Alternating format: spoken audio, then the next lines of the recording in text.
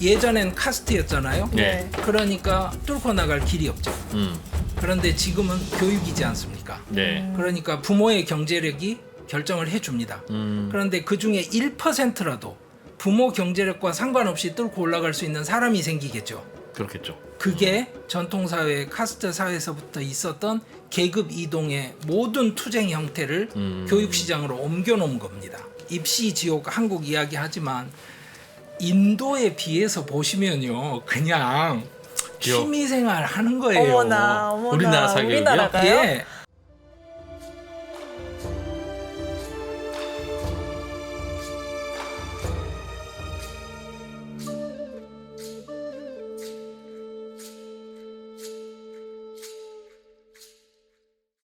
네, 경제 신들과 함께하는 고품격 경제 콘텐츠 신과 함께 오늘은 서울대 아시아연구소 강성용 센터장님, 일명 강 선생과 함께 인도 여행 다녀봅니다. 어서 오세요. 예, 안녕하십니까? 네. 안녕하세요. 강 선생님 덕분에 나는 인도를 다시 알게 됐다. 예, 어떡하죠? 아직도 젊은 친구들은 인도에 관한 공부를 전공으로 하기에 네. 내켜하지 않는 것이 현실입니다. 인도 저 분야를 전공 선택하는 학생이 제가 있는 학교만 해도 지금 몇 년째 거의 없는 상황이기도 하고요.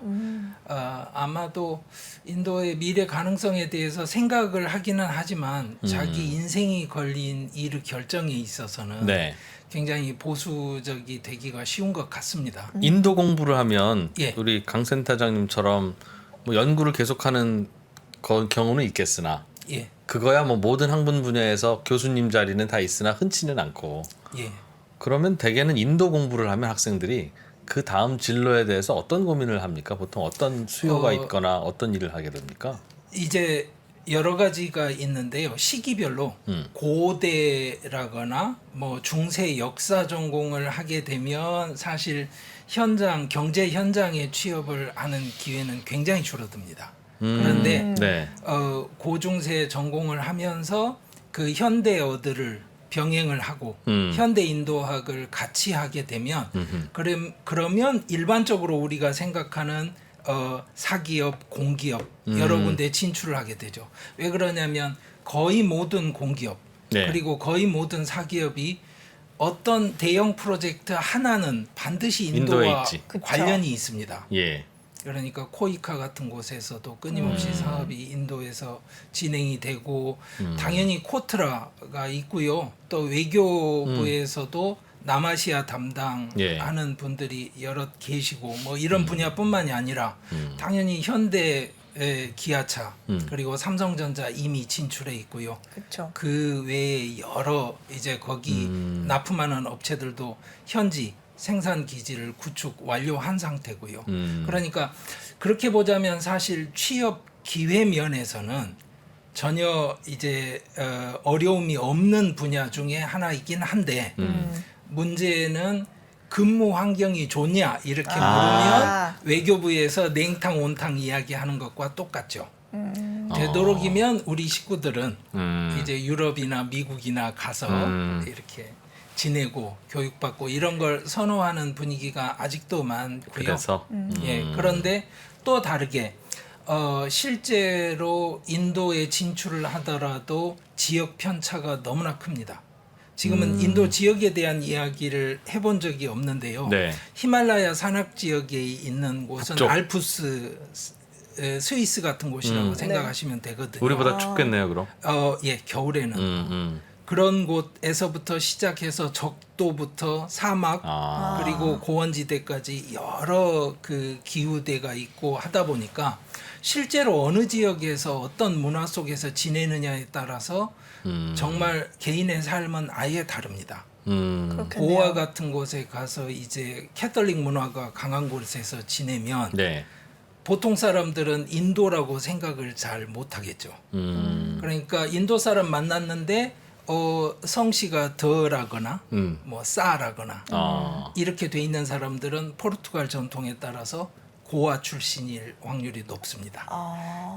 그러니까 이런 것들까지 고려를 하자면 인도를 싸잡아서 전공을 할 거냐 말 거냐 이렇게 질문을 하면 또 학생들 입장에서는 구체성이 떨어집니다. 그러니까 학생들에게 이것을 하면 이걸 할 수 있어라는 이야기를 하기가 쉽지 않죠. 뭘 공부하느냐, 어떤 지역을 공부하느냐에 따라서 또 다르니까. 예, 그렇죠. 그리고 어느 분야에 관심을 갖고 공부를 하느냐에 따라서 앞으로 택할 수 있는 가능성이 또 달라지는 거고. 근데 인도가 중요하지 않은 나라가 될 가능성은 없으니 앞으로도 예. 지금보다 더 중요해지면 중요했지. 예, 맞습니다. 그리고 사실 미국 같은 데는요. 저는 뭐 미국에서 뭐 그렇게 공부해 본 적도 없고 살아본 적도 없지만 2% 네가 가서 미국 사업 좀 해 하면 그냥 가면 되는 거죠. 뭐 거기도 맥도날드 있고 코카콜라 있지 않겠습니까? 그러니까 뭐 정프로나 뭐 안승찬 기자 같은 분 보내도 하는데 예를 들면 제가 경영을 하는 입장인데 인도에 누구를 보내야 되면 야, 인도 경험이 없거나 인도에 대한 지식이 없는 직원을 보내기가 참 쉽지 않을 것 같아요. 야, 이건 사람 불러야 되는 일이다. 전문가 좀 데리고 오자. 그렇죠. 그럴 것 같은데요. 그래서 오히려 굉장히 수요에 비해서 공급이 적거나 예, 수요가 있으면 이건 무조건 인도 공부를 좀 한 분이어야 되거나 예. 특수한 지역인 것 같아요. 거기에 대해서 제가 뭐 짧으나마 나름대로 경험한 건 이런 것입니다. 네.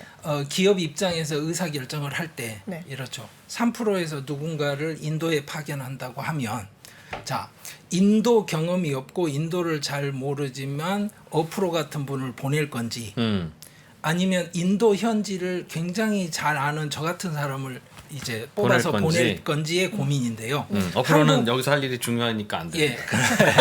그런데 당연히 강프로 보냅니다. 예, 한국 기업들의 대부분 선택은 어프로를 보냅니다. 그러니까 본사에서 파견하는 직원이 가지 않았을 때에 예. 생기는 그 재정, 캐시플로우 상의 리스크를 감당하지 못합니다. 그리고 현지에서 일하시는 분들 만나서 이야기를 들어보면 이런 겁니다.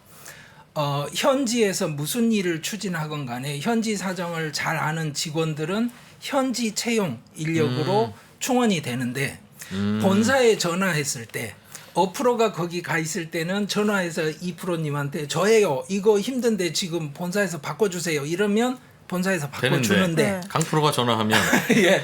아 맨날 주세요. 좀 이런다는 예. 거군요. 그렇죠.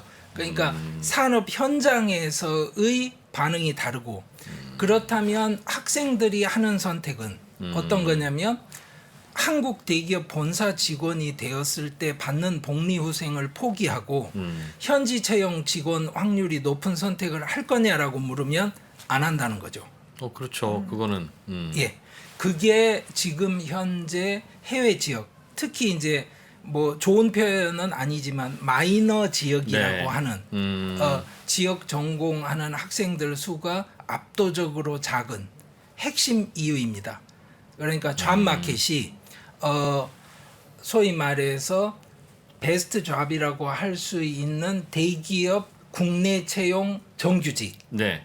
그럴 때 아닐 확률이 높다는 것입니다. 인도 전공하고 저는 현대차에 지원해서 예. 내가 자동차도 모르고 예. 사실 근태도 불량하다. 예. 그러나 난 인도 잘한다. 예. 그러면 매력이 없습니까 그분이? 기업체마다 다릅니다. 그러니까 각 기업마다 분야마다 다른데요. 예를 들어서 삼성 같은 경우에는 현지 지역 전문가 양성 프로그램을 운영을 네. 하면서 네. 지금은 없어진 걸로 알고 있습니다. 실제로 그냥 인도에 1년씩, 2년씩 보냈었습니다.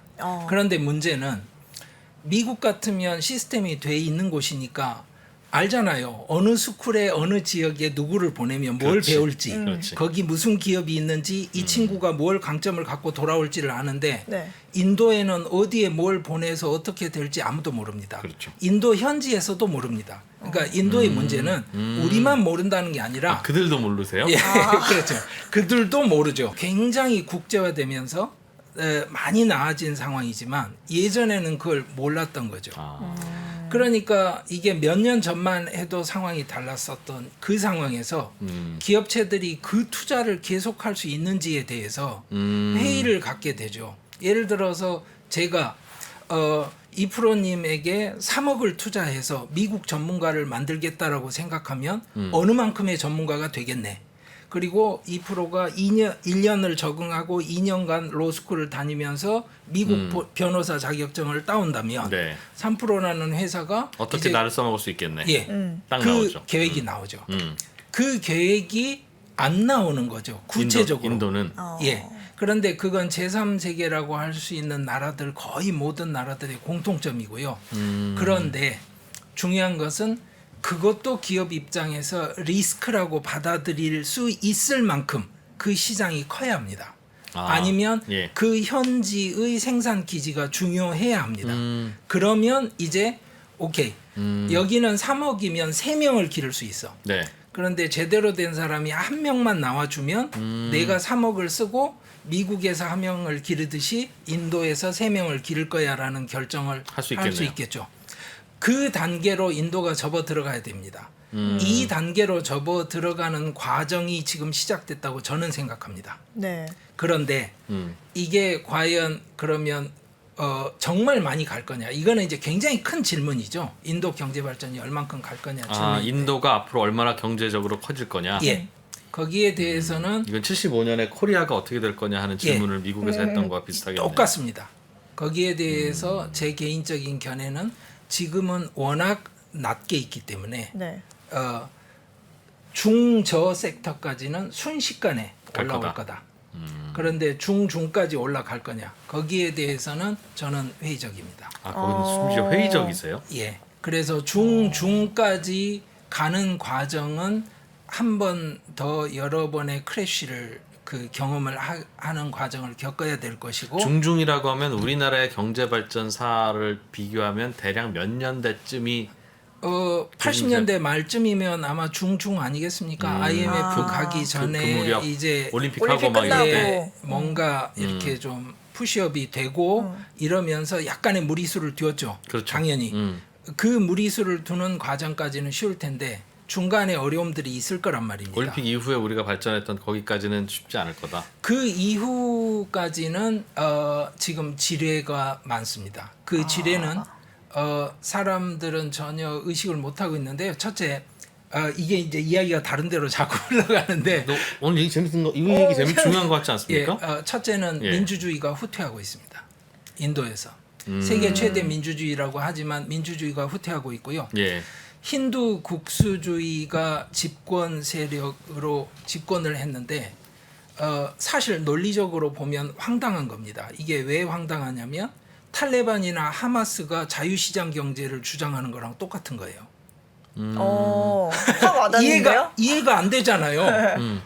이게 BJP 정권이라는 것이 힌두 국수주의 정권이거든요. 네. 그래서 네. 언론인들은 좀 덜한 편이지만 학자들은 언론 기고문에 공공연하게 씁니다. 파시즘이고 뭐 이렇게 네. 그걸 알아서 이제 미국이 인권 문제를 갖고 견제구도 던지고 이러는 건데요. 재미있는 게 뭐냐면 이 힌두 국수주의 정권이 타이밍에 맞춰서 자유시장 경제 이데올로기를 채택을 하면서 장기 집권 코스에 들어간 겁니다. 그러면 자유시장 경제가 발전을 해 나감에 따라서 기존 사회의 기득권자들, 이 사람들은 태어날 때 카스트가 높은 사람들이에요. 네. 이 사람들이 갑자기 자기 실력으로 인정받은 훌륭한 사람으로 옷을 갈아입습니다. 그러면 그 터널은 뭐가 될까요? 구분선은 교육이죠. 교육. 그렇죠. 그래서 기업이 어쩌고 저쩌고 인도에 관해서 오늘도 지금 세럼 인스티튜트 이야기를 할 계획이었는데 네. 인도에서 핫한 기업은 뭡니까? 뭐 다른 거 다 필요 없습니다. 바이주라는 사교육 앱 기업입니다. 그 온라인으로 강의 예. 듣는 그거죠. 자, 인도의 교육열은 엄청나던데 정말. 네. 2020년 매출이 3억 7천만 불입니다. 야. 그리고 기업 가치는 뭐라고 하냐면 뭐 이야기를 하기가 거의 지금 불가능한데요. 최소 1억 1,500만의 등록 사용자를 확보한 포맷입니다. 인도에서. 예. 그리고 그 사람들이 전부 다 액티브하게 페이를 하느냐 이거는 이제 또 다른 이야기고요. 네. 그래서 이건 주제가 아예 다른 이야기입니다. 그런데 제가 이 이야기를 왜 하느냐? 예. 왜 이 기업이 이렇게 큽니까? 그건 생존의 문제가 바로 이 교육에 걸려 있기 때문입니다. 인도인들이 그렇게 생각하니까. 예, 왜 예전엔 카스트였잖아요. 네. 그러니까 뚫고 나갈 길이 없죠. 그런데 지금은 교육이지 않습니까? 네. 그러니까 부모의 경제력이 결정을 해줍니다. 그런데 그 중에 1%라도 부모 경제력과 상관없이 뚫고 올라갈 수 있는 사람이 생기겠죠. 그렇겠죠. 그게 전통사회 카스트 사회에서부터 있었던 계급 이동의 모든 투쟁 형태를 교육시장으로 옮겨놓은 겁니다.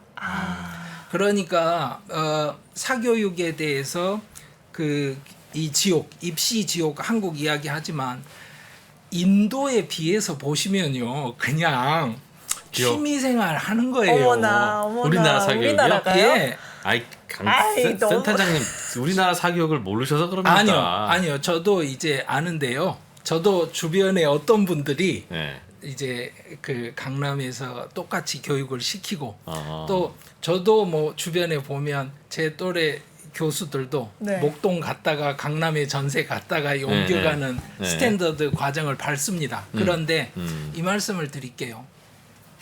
꼬따라는 도시가 있습니다. 인도에. 인도 꽃다. 네. 예, 꼬따? 거기가 어디냐면 노량진이나 뭐 이런 곳이라고 생각하시면 되는데요. 아. 도시 하나가 재수학원입니다. 야, 그런데 5수, 3수 보통 합니다.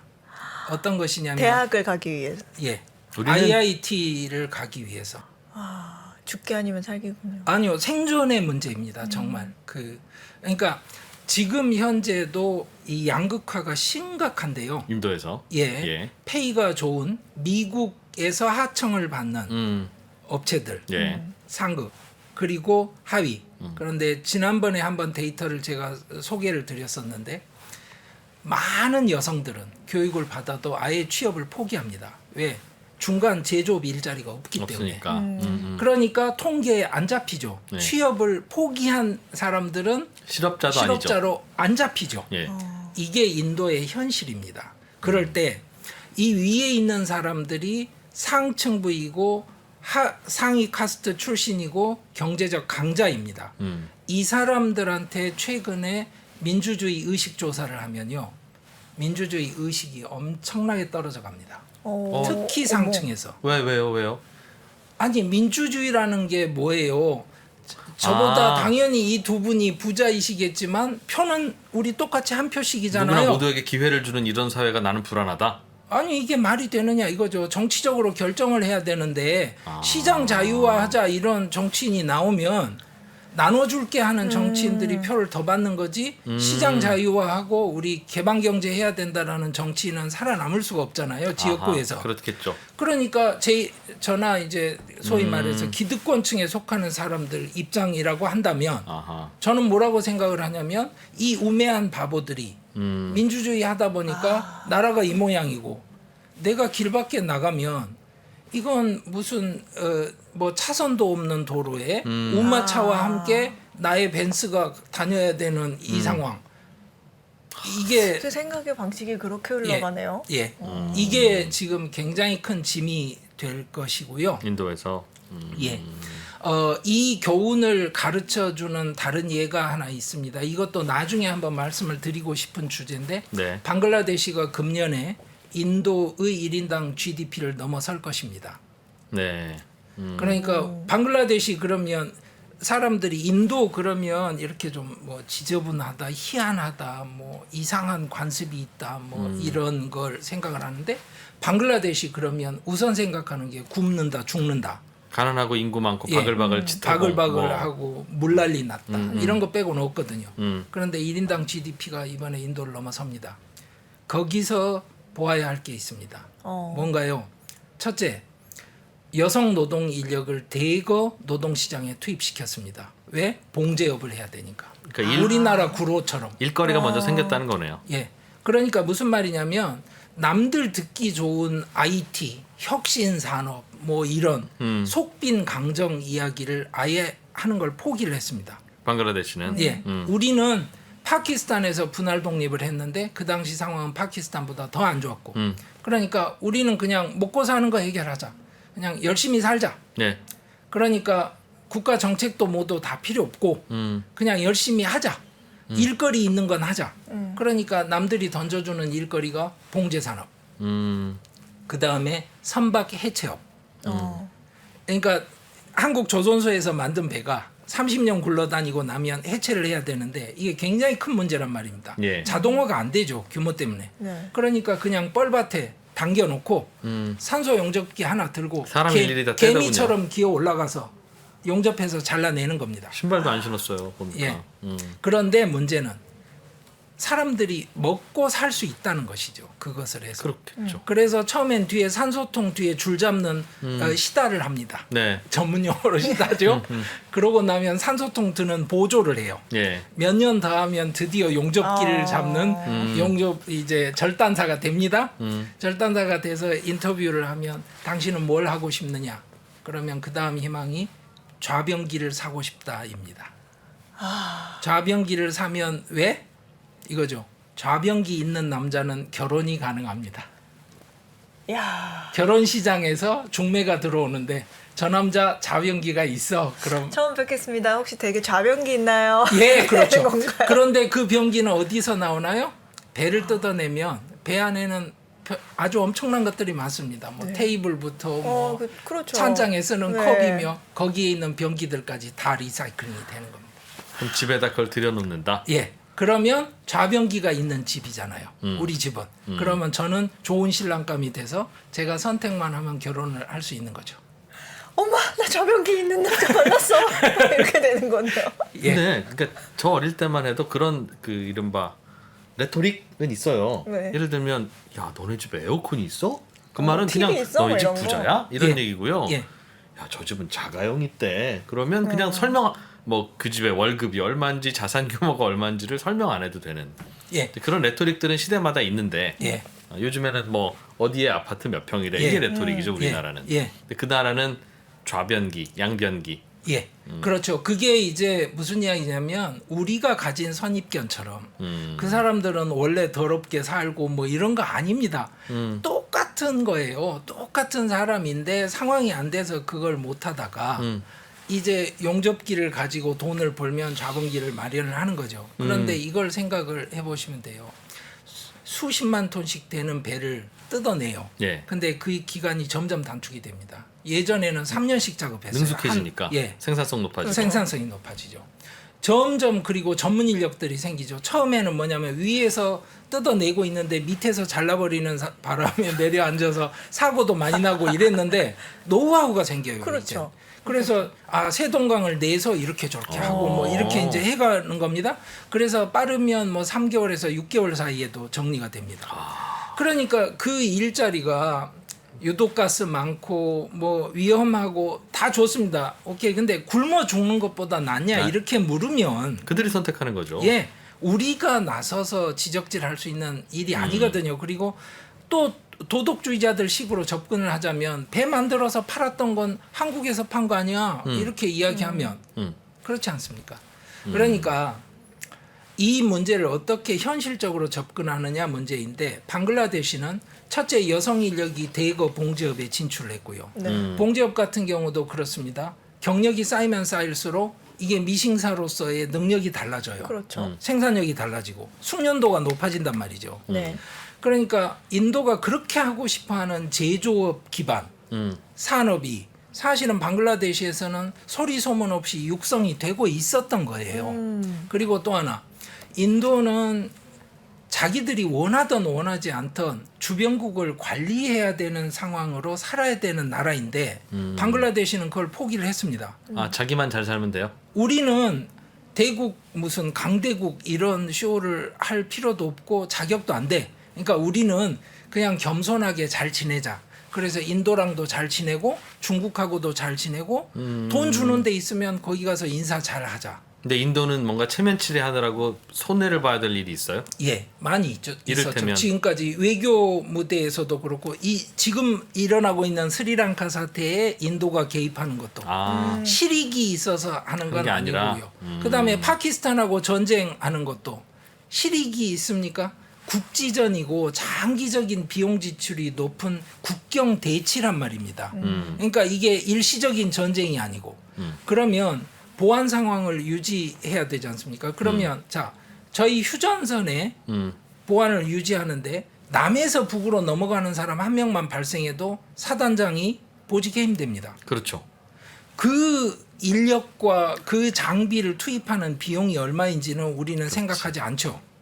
그런데 만약에 그게 필요 없는 상황이 온다 그러면 되돌이켜 보면 쓰지 않아도 되는 돈이지 않습니까? 그러네요. 그 상황을 만들어가지 않습니다. 인도 입장에서는. 근데 방글라데시는 달랐던 거죠. 그래서 예를 들어서 중국에서 구형 싸구려 잠수함인데 2대 줄게. 그러면 받아옵니다. 방글라데시는 예. 그러면 자기 입장에서는 그렇지, 싸니까. 벵골만에 있는 국가인데 우리도 잠수함이 있어.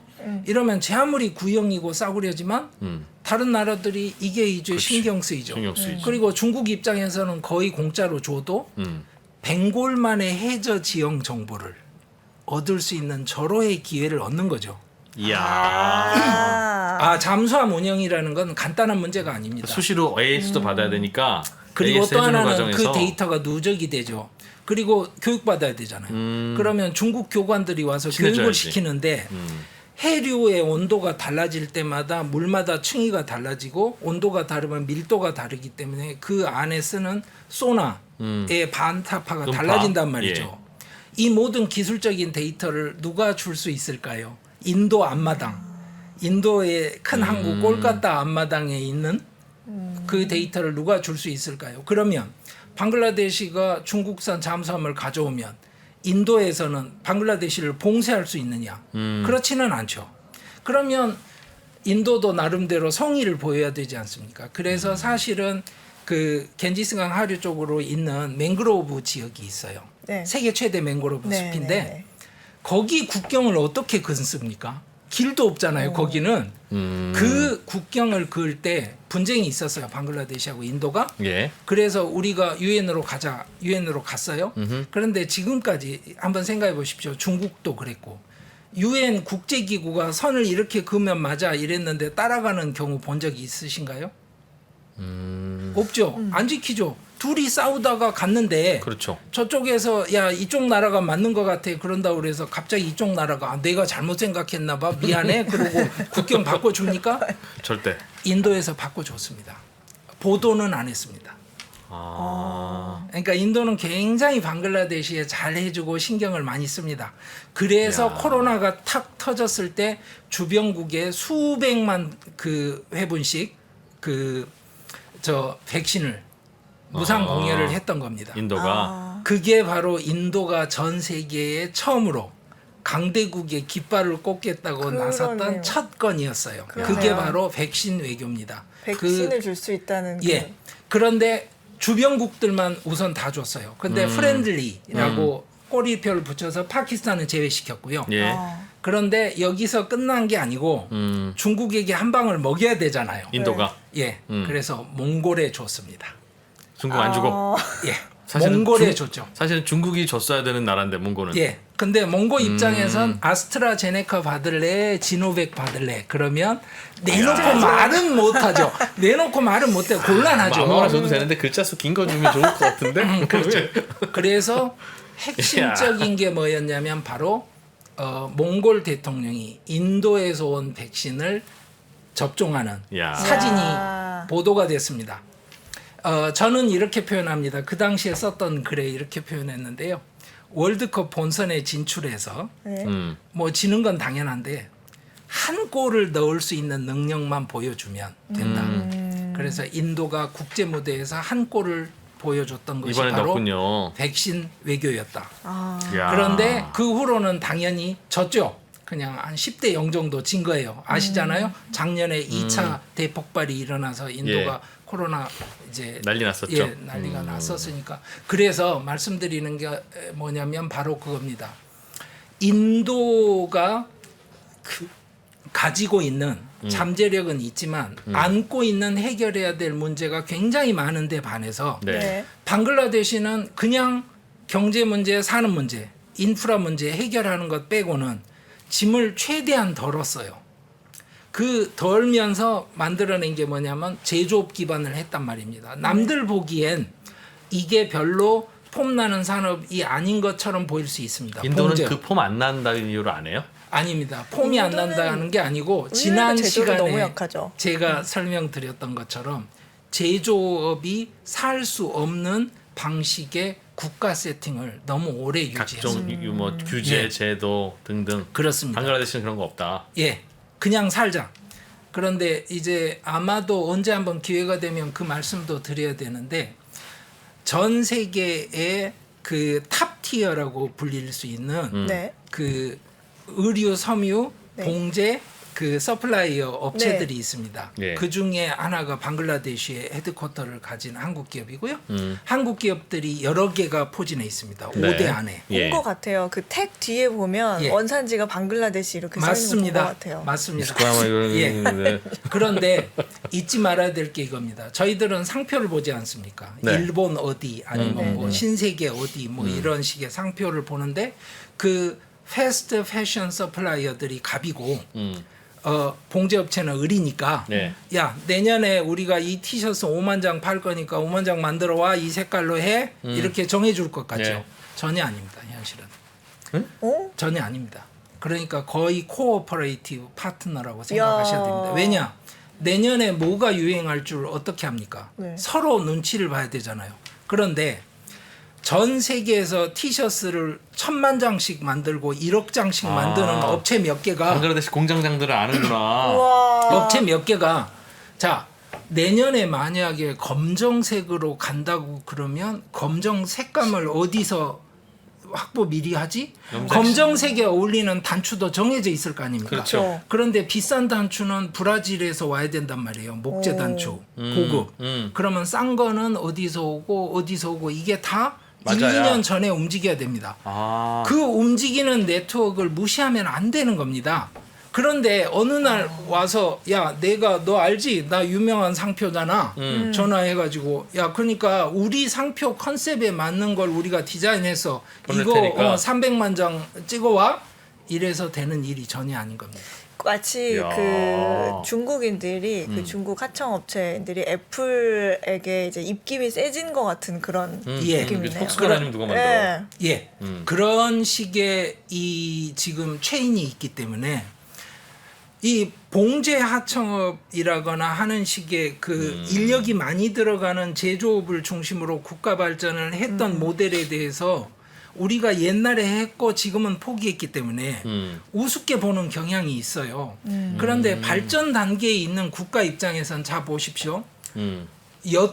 여권 문제를 그러니까 공식적으로 이슬람 국가인데 이 여권 문제를 언급할 필요가 없는 나라예요. 왜? 월급이 부인 통장으로 들어오잖아요. 방글라데시는. 예. 예, 봉제업에서 일하는 사람들이 주로 부인이잖아요. 그러네요. 그러니까 오후 때 저녁 되면 남자들은 뭐 합니까? 오토바이 타고 픽업해야죠. 아, 부인을. 핸들맨. 예. 그러니까 이제 자동차는 못 셔터맨. 타니까 다 오토바이. 그러면 누가 집에서 목소리가 셀까요? 그럼 설거지 해놨어야지. 밥도 해놓고. 그렇죠. 아니 먹어야 되니까. 그렇지. 그리고 혹시 오늘 잔업이 있으면 또 나가야 될지 모르니까. 그런데 남편은 이걸 못 배웠지 않습니까? 아 그렇죠. 아니 하고 싶어도 할 수가 없는 거죠. 저절로 여권이 신장되겠네요. 아니 이런 상황에 사회 변화가 같이 가는 걸 우리가 보아야 하고 야. 그게 지금 만든 결과를 봐야 됩니다. 그러니까 인도에 대해서 항상 답답한 게 이겁니다. 근거 없는 낙관론. 덩치가 크니까 될 거야. 뭐 이런 식의 이야기들. 무조건 된다니까. 이게 이제 만들어지는 굉장히 큰 맥락은 인도 비즈니스와 관계 있는 분들이 하는 경우가 많습니다. 그래야 근데- 자기가 주목받으니까. 예. 그리고 또 하나는 아주 조소적인 비관론. 음. 얼마나 어떻게 움직이는지는 전혀 모르면서 인도 되나 봐라. 내가 인도 가서 다 봤는데 아무것도 안 돼. 이렇게 이야기하죠. 자, 제가 말씀드리려고 했던 이 세럼 인스티튜트라는 한 업체의 백신을 네. 전 세계 어린이의 지금 65% 이상이 맞고 있습니다. 이 회사가 인도의 백신 정치를 가능하게 했던 개인 회사입니다. 방금 말씀하신 곳이 하나의 회사예요. 백신 생산 기업인 거죠. 예. 백신 생산 기업인데 백신 생산 면에서 삼성전자와 TSMC를 합친 정도라고 생각하시면 야. 됩니다. 그러면 자 작년에 혹시 그 기사 기억하실지 모르겠습니다. 세럼 인스티튜트에서 불이 났단다. 네, 불났다. 기억하시죠? 네. 아니 인도 어느 업체 건물에 사실은 짓고 있던 건물이에요. 5층짜리 짓다가 아마 용접하다 불이 난 것 같은데 내용을 안 밝힙니다. 자세히 나중에 말씀드릴 텐데 상장 기업도 아니고 가족 기업이기 때문에 뭐 내용을 알 수가 없어요. 그리고 이거는 국가적으로 극비상입니다. 그렇겠네. 실제로 아니 삼성전자의 정전이 몇 시간 나서 어느 정도 데미지가 왔는지는 알려지면 전 세계 반도체 가격이 막 들썩들썩하죠. 그렇죠. 어. 전 세계 아니 미국이 급해서 백신을 사재기를 시작하던 상황인데 다른 나라들의 백신을 막 수백만 도시씩 뿌리는 인도에서 백신 회사가 그 백신 회사가 불났다. 큰일이지. 이거는 국가에서 통제해야 될 만큼 큰 뉴스죠. 그런 회사가 인도에 있던 겁니다. 그거를 우리가 놓치고 있으니까 자꾸 인도에 대해서 현실을 못 보는 조소적인 이 비관론이 또 같이 오는데 진실은 그 중간쯤에 있을 어딘가에 거다. 있을 것이다. 그래서 이제 차분히 하나씩 이야기를 좀 해보자 그러면 해서 네. 말씀을 저희가 드리려고 다음 했습니다. 시간엔 네. 그 인도 그 백신 회사 네. 이걸 좀 집중적으로 좀 공부를 해보죠. 예, 그렇게 좋습니다. 하시죠. 네. 잠깐 최준영입니다. 다양한 지식을 연결해서 큰 이야기를 만들어내는 경험. 어디서? 위즈덤 칼리지에서 함께하시죠. 네이버에서 위즈덤 칼리지를 검색하세요. 그러네. 제가 처음에 사실은 오늘 이 질문을 드렸던 이유가 인도라고 하는 나라가 지금 우리나라로 치면 어디쯤 와 있습니까? 이 나라가 앞으로 굉장히 크게 발전한 나라가 될까요? 최소한 중국 정도로 이게 우리 입장에서 대단히 궁금한데 대충 얘기를 들어보니 교수님은 발전을 하기는 하겠으나 쟤들이 좀 풀어야 할 굉장히 중요한 숙제가 있어 예. 하는 말씀 주시면서 제일 신경 쓰이는 건 이번에 집권한 정부가 힌두 국수주의 예. 그 정부인 게 제일 문제다라고 하는데 그게 과거에 중국 우리 한국에 있었던 권위주의 정부하고는 좀 다릅니까? 왜냐하면 예. 이게 경제 발전 초기 단계에는 그냥 닥치는 대로 하라는 대로 좀 해라 하는 권위주의 방식의 국가 주도의 경제가 나름 효율적인 구간이 있다 그러더라고요. 맞습니다. 예. 예. 소련이 그랬죠. 소련도 그랬고 소련이. 사실 우리도 그랬죠. 박정희 예, 정부가 맞습니다. 얼마나 권위적이었어요. 맞습니다. 그러나 이제 경제 발전에는 그게 효율적이었다는 예. 거면 인도도 그런 권위주의 정부가 들어오는 거는 괜찮을 것도 같은데 이번 정부가 그런 건 아닌지 예. 아니면 인도는 좀 다른 건지 예. 그 질문을 좀 마지막으로 예, 드려보려고. 인도는 좀 다르다는 게 제 대답입니다. 무슨 이야기냐면 인도 민주주의는 절차적인 민주주의는 확고합니다. 제가 예전에 한번 설명을 드렸었는데 인도는 그만큼 열악한 나라에서 군부 쿠데타 시도가 아예 없었던 아주 드문 나라입니다. 아예 그러네. 생각해 보십시오. 그런 상황이었고 굶어 죽는 사람 수가 뭐 몇만 명씩 나오는 사건들이 비일비재했던 나라에서 아니 쿠데타 하겠다고 나온 장군이 그러네요. 없네. 심지어는 쿠데타 요청을 받은 참모총장 자리도 없애버렸습니다. 그 3군 참모총장을 통제하는 자리를 만들면 안 되니까 없애버려서 6군 참모총장이 있었습니다. 그때 인디라 간디 총리가 좀 정치적으로 너무 힘드니까 야 친위 쿠데타를 좀 해줘봐. 해서 좀 야당을 그러면 우리가 판을 바꾸자. 이 나라 이렇게 해가지고 도저히 안 될 것 같아. 이게 이제 그때 지금 네. 말씀하신 발전 단계에서 권위주의 정권을 만들고 싶어했던 시도였어요. 참모총장이 저희들은 감당 못합니다. 이게 딱 대답이었어요. 그러니까 무슨 말이냐면 절차적 민주주의마저 뒤흔드는 권위주의 정부를 만드는 시도를 할 수도 없고 하지도 못합니다.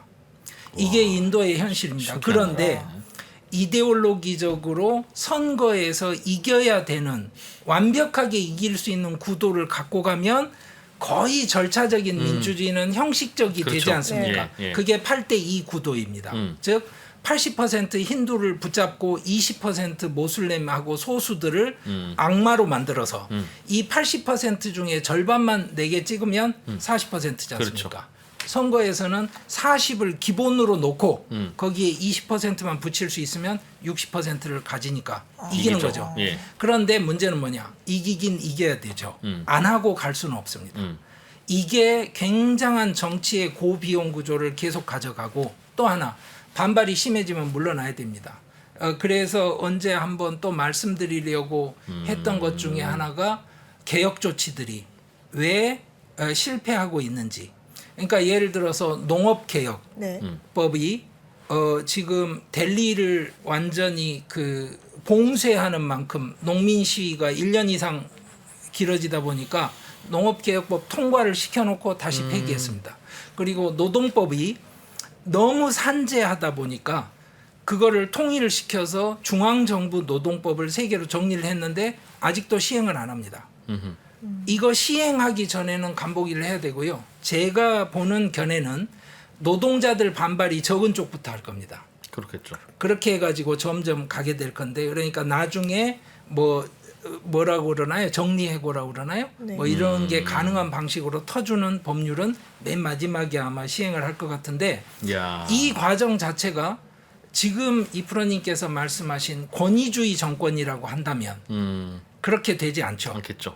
그러니까 이게 무슨 이야기냐면 절차적 민주주의에서 선거의 우위를 확보하기 위한 완벽한 극우 힌두 국수주의와 자유시장주의가 결합이 됐는데, 그 사이에서 그 권위주의 정부의 발전 초창기의 효율성은 지금 없네요. 확보를 못하고 있죠. 그러면 시간이 지나고 나면 나중에 지금의 민주주의적인 체제가 갖는 강점은 드러날 거 아니냐, 이 아규먼트가 가능한데, 네. 제가 그래서 방금 말씀을 드린 겁니다.